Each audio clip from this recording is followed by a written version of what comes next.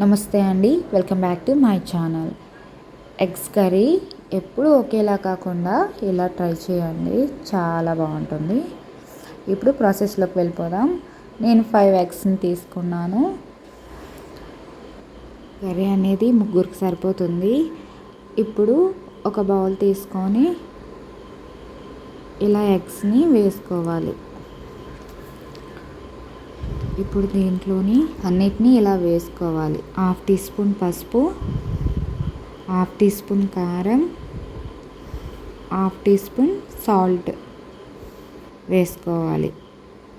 ఇప్పుడు చిన్న ముక్కలుగా కట్ చేసి పెట్టుకున్న కొత్తిమీరని వేసుకోండి. వీటిని అన్నిటినీ ఇలా, నా దగ్గర ఈ విస్కర్ ఉందండి, దాంతో ఇలా మిక్స్ చేసుకుంటున్నాను. మీ దగ్గర ఇలాంటిది లేకపోతే ఫోర్క్ స్పూన్ ఉంటుంది కదండి, దాంతో కూడా మీరు మిక్స్ చేసుకోవచ్చు. ఇలా లంప్స్ ఏవి లేకుండా ఇలా మిక్స్ చేసుకోవాలి.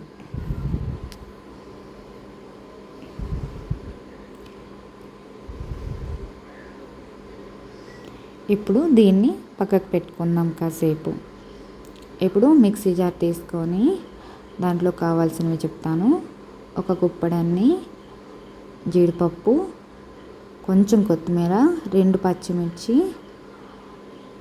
ఒక 3 ఎల్లుల్లిపాయలు, ఒక 2 టమాటాలు, వేయించిన అల్లం వేసుకొని మెత్తటి పేస్ట్లా నేను చూపించాను కదండి, అలా చేసుకోవాలి. ఇప్పుడు స్టవ్ మీద ఒక కడాయి పెట్టుకోవాలి. కడాయి హీట్ అయ్యాక దాంట్లో ఒక 4 టేబుల్ స్పూన్స్ ఆయిల్ వేసుకోండి. ఆయిల్ అనేది హీట్ అయ్యాక చిన్న ముక్కలుగా కట్ చేసి పెట్టుకున్న ఆనియన్స్ని వేసుకోండి.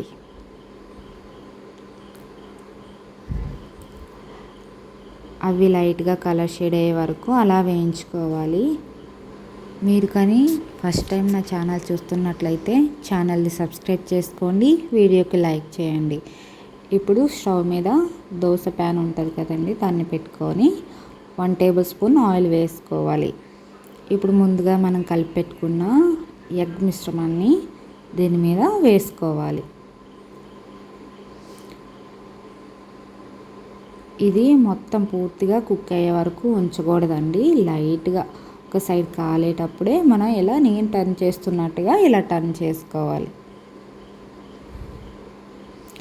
ఇదంతా లో ఫ్లేమ్లో పెట్టుకొని 2 సైడ్స్ కాలే వరకు మనం అలా కాల్చుకోవాలి. 2 సైడ్స్.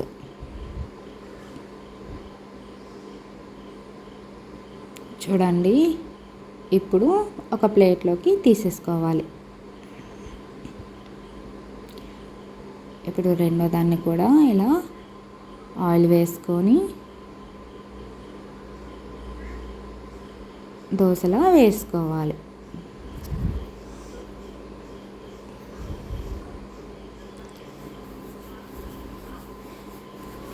ఇది మొత్తం కాలక ముందే మనం ఇలా టర్న్ చేసుకోవాలి. నేను చేస్తున్నట్లుగా మీరు చేసుకోండి.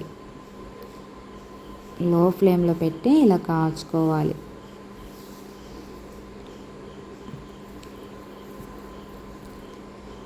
ఇప్పుడు రెండింటిని ఇలా ప్లేట్లోకి ట్రాన్స్ఫర్ చేసుకున్నాను. ఆనియన్స్ అనేవి కొంచెం లైట్ కలర్ షేడ్ అయ్యాయి కదండి. ఇప్పుడు 1 ఇంచు దాల్చిన చెక్క, ఒక మరాఠీ మొక్క, ఒక స్టార్ పువ్వు, 2 లవంగాలు వేసుకొని ఇవన్నీ ఫ్రై చేసుకోవాలి. చూడండి, ఇప్పుడు ముందుగా మనం పేస్ట్ చేసి పెట్టుకున్న పేస్ట్ని ఇందులో వేసేసుకోవాలి. వేసుకున్నాక ఒకసారి బాగా కలుపుకోండి. కలిపి దాని మీద లిడ్ పెట్టుకోవాలి. ఇప్పుడు నేను కోస్తున్నట్టుగా ఈ ఎగ్స్ ఆమ్లెట్స్ని ఇలా చిన్న చిన్న పీసెస్గా స్లోగా కోసుకోవాలి. దాన్నిటిని నేను ఇలా కోసి పెట్టుకున్నాను. ఇప్పుడు కోసి ఒక పక్క పెట్టుకోండి. ఇప్పుడు మూత తీసి చూడండి, ఆయిల్ కర్రీ అనేది సపరేట్ అయింది కదా. ఇప్పుడు ఒకసారి ఇలా కలుపుకొని దాంట్లో కావాల్సినవి వేసుకుందాం. 1 టేబుల్ స్పూన్ కారం, 1 table spoon salt, 1 table spoon ధనియాల పొడి, 1 టేబుల్ స్పూన్ గరం మసాలా, వీటినన్నిటిని వేసుకొని ఒకసారి ఇలా కలుపుకోవాలి. ఇప్పుడు 1 గ్లాస్ వాటర్ అయితే సరిపోతుందండి. ఇంకొంచెం థిక్గా ఉంటే ఇంకొంచెం వాటర్ మీరు యాడ్ చేసుకోండి. నాకు ఇలా సరిపోయింది. ఇప్పుడు మూతను పెట్టుకొని దాన్ని మరగనివ్వాలి. చూడండి, లిడ్ తీసి కొంచెము థిక్ కన్సిస్టెన్సీ అనేది అయింది కదా. ఇప్పుడు మనము ఎగ్స్ పీసెస్ కట్ చేసుకున్నాం కదా, ఇప్పుడు వేసేసుకోవాలి. వాటినన్నిటిని వేసుకున్నాక ఎక్కువగా కలుపుకండి. ఇలా ఒక్కసారి ఇలా మీద కలుపుకోవాలి. ఇప్పుడు చిన్న ముక్కలుగా కట్ చేసి పెట్టుకున్న కొత్తిమీరని వేసేసుకోవాలి. వేసేసుకొని మూతను పెట్టుకోవాలి. ఒక 2 మినిట్స్ కుక్ అయితే సరిపోతుందండి. చూడండి, ఎగ్స్ కర్రీ రెడీ అయిపోయిందండి. మీరు కూడా ట్రై చేయండి. నాకు ఎలా వచ్చిందో కామెంట్ చేయండి. ఎప్పుడు ఒకేలా కాకుండా ఇలా కూడా చిన్నపిల్లలకి పెడితే చాలా ఇష్టంగా తింటారు. కొత్తగా యూట్యూబ్ ఛానల్ స్టార్ట్ చేశానండి, సపోర్ట్ చేయండి, వీడియోకి లైక్ చేయండి.